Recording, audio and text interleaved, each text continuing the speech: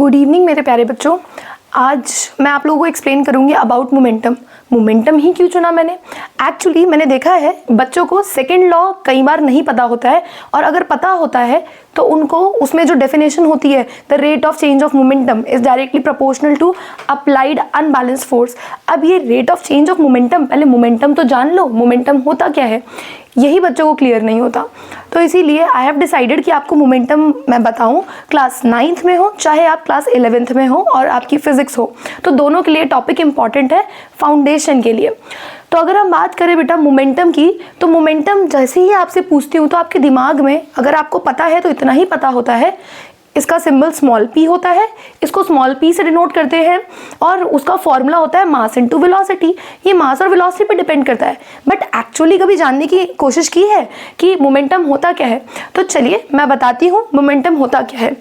It is defined as the power of motion. Motion में ताकत कितनी है, मोशन में ताकत कितनी है, ठीक है। मान लीजिए एक बॉडी है, एक रेस्ट पर है, मान लीजिए एक ट्रक है या एक साइकिल है, रेस्ट पर है। आप उस साइकिल के पास जाओगे और साइकिल से जाके आप टकरा जाते हो, क्या आपको चोट लगेगी?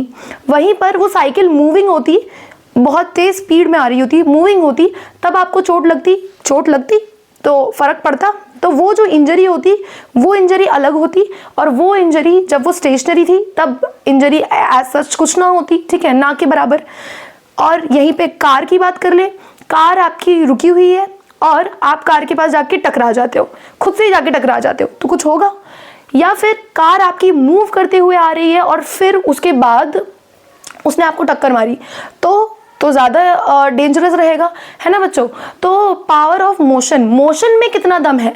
अब वही कार जो है आपकी, मान लीजिए दो सिचुएशन हम लेते हैं। एक ट्रक जो है आपका, ये ट्रक है बच्चों, ये ट्रक मान लेते हैं 40 किलोमीटर पर आवर की स्पीड से आ रहा है, 40 किलोमीटर पर आवर की स्पीड से आ रहा है, मान लेते हैं, ठीक है। और दूसरा आपका आ रहा है 100, वैसे मतलब हम बस सपोज कर रहे हैं, इसमें मत जाइएगा, 40 पे ट्रक तो वैसे भी इतनी स्लो स्पीड पे थोड़ी चलेंगे, 100 किलोमीटर पर आवर। अब इसकी स्पीड 40 किलोमीटर पर आवर है, ठीक है। उसमें आपको ये ट्रक टक्कर मारे और दूसरा 100 किलोमीटर पर आवर की स्पीड से आ रहा है, तब एक्सीडेंट हो जाए, तो किस में ज़्यादा चोट लगेगी? जाहिर सी बात है सेकंड सिचुएशन में ज़्यादा स्पीड होगी।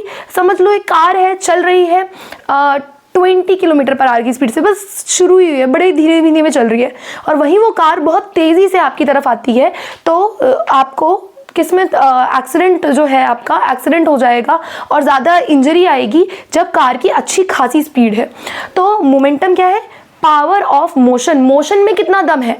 अगर कोई चीज़ रेस्ट पर है, यही ट्रक अगर रेस्ट पे हो जाए बच्चों, तो इससे जाके टकराओगे तो इसके मोशन में कोई दम नहीं होगा, तो आपको ज़्यादा चोट नहीं लगेगी, एज सच कोई चोट नहीं लगेगी, तो मोशन में कोई दम नहीं होगा। यानी कि अगर वेलोसिटी 0 यानी कि स्पीड नहीं है तो मोमेंटम 0 होगा बच्चों, ठीक है।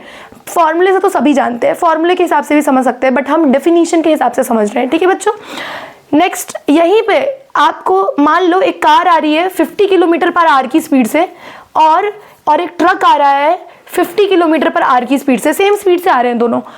और बच्चों अगर इन दोनों में से किससे टकराने पे ज़्यादा नुकसान हो जाएगा, ट्रक से टकराने पर ना, तो यानी कि ट्रक का मोमेंटम ज़्यादा है। ये आपका थ्योरेटिकल वे से डेफिनेशन के हिसाब से आप समझ सकते हैं, ठीक है बच्चों। आई होप समझ आया होगा, और फॉर्मूले के हिसाब से भी समझ सकते हो कि momentum is equals to mass into velocity, कि ये मास और वेलोसिटी का प्रोडक्ट है। यानी कि अगर दो चीज़ हैं, कोई भी दो ऑटोमोबाइल है, उनका जो वेलोसिटी है सेम है, 50-50 की स्पीड से आ रही है, बट अगर मास ज़्यादा होगा, वेलोसिटी आपकी कांस्टेंट हो गई इस केस में, तो मास ज़्यादा होगा तो मोमेंटम ज़्यादा होगा। और मान लीजिए आपका दो ऑब्जेक्ट एक जैसे, मान लो 2 कार है, दोनों का मास सेम है, दोनों एक ही कंपनी की कार है, मास सेम है, और बच्चों वो जब मूव करके आएंगी, पर जिसकी वेलोसिटी ज़्यादा होगी उसका मोमेंटम ज़्यादा होगा। तो आई होप आप फॉर्मूले से भी समझ चुके होंगे।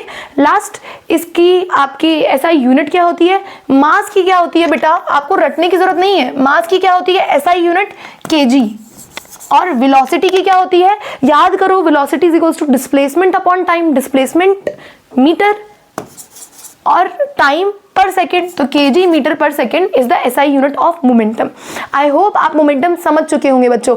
अगर कोई बोले कि एक बॉडी रेस्ट से स्टार्ट कर रही है, तो आप फॉर्मूले से भी समझ सकते हो कि रेस्ट से स्टार्ट कर रही है तो वेलोसिटी इज इक्वल्स टू 0, यानी कि मोमेंटम 0 हो गया। और डेफिनेशन के हिसाब से भी समझ सकते हो कि रेस्ट से स्टार्ट कर रही है तो मतलब कोई मोशन नहीं कर रही है, और उसके मोशन में फिर दम क्या होगा, मोशन में दम ही नहीं होगा, तो मतलब मोमेंटम 0 हो जाएगा। आई होप समझ आया होगा।